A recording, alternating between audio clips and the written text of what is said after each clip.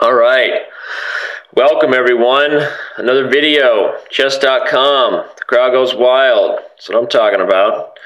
So, it is time for us to now talk about Black's perspective of the Caro-Slav structure. One of my favorite pawn structures to talk about. In case you haven't noticed the enthusiasm in the first two videos so far, you better feel it.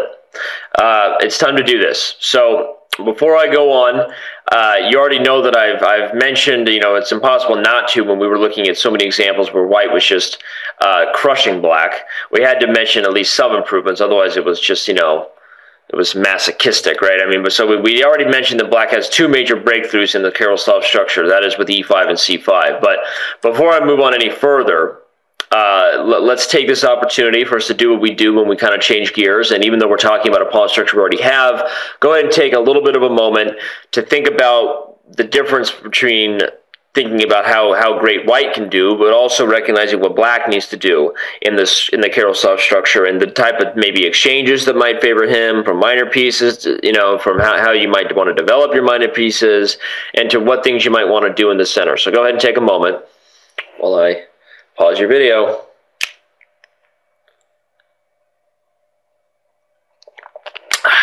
Okay, that was delicious. Yeah, that's right. That's coffee for you. That's what I'm talking about. Okay, so Caro-Slav structure, Black's perspective. What we're going to have here, essentially, there are two moves that will liberate and change the game for Black. They are c5 and e5. Now, it should be said, probably if it ever comes down to a choice, a general choice, whether it's a position with white having the e pawn or the c pawn, and we've already talked about how there's a number of different places that pawn can be, but you're still in a Caro-Slav structure. So regardless of where white is at, if there's a choice in either structure of which pawn breakthrough is better for black, you might say that the c5 breakthrough is better. The e5 breakthrough is better.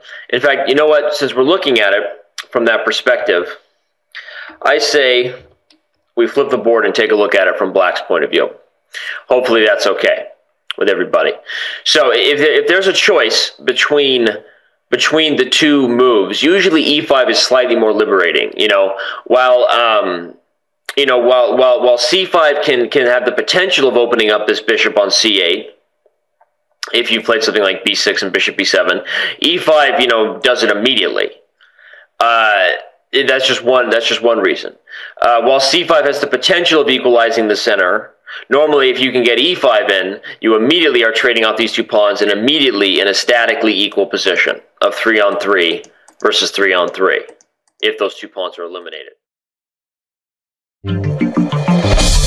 We hope you enjoyed this video demo from Chess.com. Subscribe today to finish this video and get unlimited access to our full video library. Your membership also includes access to Chess Mentor, the most advanced interactive training tool available anywhere. You'll also get full access to the Opening Explorer, Tactics Trainer, and much, much more. So sign up today and get serious about improving your game.